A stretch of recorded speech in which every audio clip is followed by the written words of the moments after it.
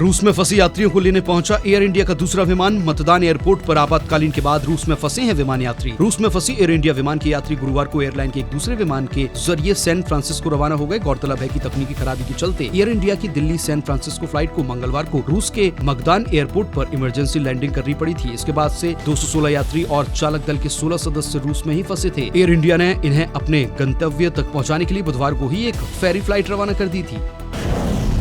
RBI की मौद्रिक नीति समिति की बैठक। वित्त वर्ष 2023-24 में महंगाई दर 4% से अधिक रहने का अनुमान। आरबीआई गवर्नर ने कहा कि वित्त वर्ष 2023-24 में महंगाई दर 4% से अधिक बनी रहेगी। वित्त वर्ष 2024 में सीपीआई 5.2 से घटकर 5.1% रह सकती है। वहीं वित्त वर्ष 24 में 6.5% की विकास दर संभव है। इस दौरान तीसरी तिमाही में 6% विकास दर का अनुमान है। वहीं वित्त वर्ष 24 की पहली तिमाही में रियल जीडीपी ग्रोथ 8% रह सकती है। वहीं चौथी तिमाही में रियल जीडीपी ग्रोथ 5.7% रह सकती है। उन्होंने कहा कि शहरी और ग्रामीण मांग मजबूत बनी हुई है।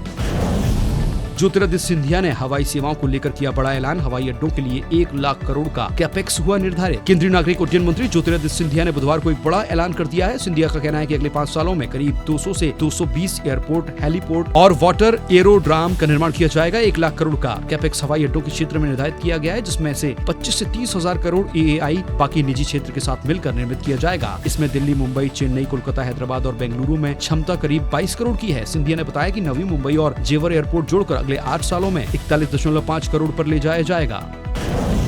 गुरुग्राम में मेट्रो कनेक्टिविटी के विस्तार को मिली मंजूरी। जल्द मेट्रो से कनेक्ट होंगे नए और ओल्ड गुरुग्राम। केंद्रीय मंत्रिमंडल ने दिल्ली में मेट्रो सेवा के विस्तार को मंजूरी दे दी है। हुड्डा सिटी सेंटर से साइबर सिटी गुरुग्राम तक, स्पर से द्वारका एक्सप्रेस वे तक मेट्रो कनेक्टिविटी को स्वीकृति मिली है। नई मेट्रो लाइन 28.50 किलोमीटर की दूरी तय करेगी और 27 मेट्रो स्टेशनों को कवर करेगी। यह कार्य लगभग 4 साल में पूरा कर लिया जाएगा। पूरी तरह से एलिवेटेड इस मेट्रो प्रोजेक्ट पर 5,472 करोड़ रुपए खर्च किया जाएगा। इसके विस्तार से 17 लाख लोगों को रोजगार मिलने की संभावना है। इस प्रोजेक्ट का मकसद नए गुरुग्राम को ओल्ड गुरुग्राम से कनेक्ट करना है। जेएनयू में छेड़छाड़ का मामला। रात 10 बजे से सुबह 6 बजे तक बाहरी वाहनों के प्रवेश पर रोक। जवाहरलाल नेहरू विश्वविद्यालय में छेड़छाड़ का मामला सामने आने के कुछ घंटे बाद विश्वविद्यालय के सुरक्षा विभाग ने परिसर में बाहरी वाहनों का प्रवेश रात 10 बजे से सुबह 6 बजे तक प्रतिबंधित कर दिया।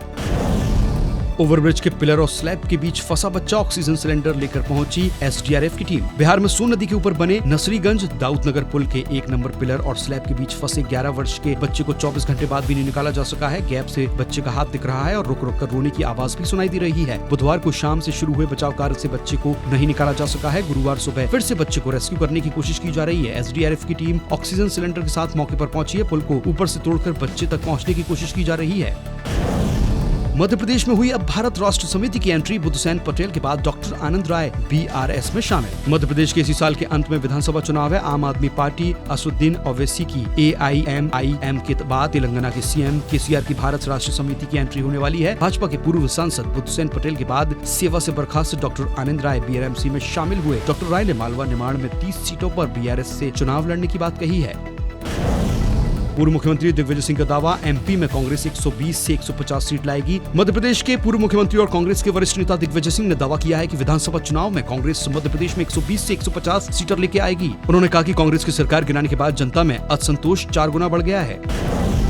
मध्य प्रदेश में 24 और 25 जून तक पहुंचेगा मानसून। अभी फिर बदलेगा मौसम। मध्य प्रदेश के मौसम में बदले हुए मिजाज के बीच मौसम विभाग ने 24 से 25 जून तक मानसून आने की बात कही है। बार बार करवट बदल रहे मौसम के चलते प्रदेश के कई हिस्सों में कभी तेज गर्मी तो कभी बरसात हो रही है। मौसम विभाग ने आने वाले दिनों में मौसम में बदलाव की संभावना व्यक्त की है। अभिनेत्री निया शर्मा पहुंची ग्वालियर शहर। ग्वालियर किले पर शूटिंग के लिए आई हैं निया। मशहूर टेलीविजन एक्ट्रेस निया शर्मा बुधवार को ग्वालियर पहुंची। जानकारी के मुताबिक निया अपने शूट के लिए शहर आई थी। शूटिंग के लिए उन्होंने लोकेशन के तौर पर ग्वालियर फोर्ट को चुना, जहां वे कड़ी धूप में किले पर स्पॉट की गयी। निया के लुक की बात करें तो उन्होंने बेहद शानदार लाल रंग का गाउन पहन रखा था। इस बीच उन्होंने फोर्ट की अलग अलग लोकेशंस को एक्सप्लोर भी किया और टूरिस्ट गाइड ने उन्हें यहाँ की मूर्तियों के बारे में जानकारी दी, जिसे निया ने खूब सराहा। देश दुनिया की सभी खबरें देखने के लिए जुड़े रहिए आचरण न्यूज से। आचरण न्यूज, हर कदम आपके साथ।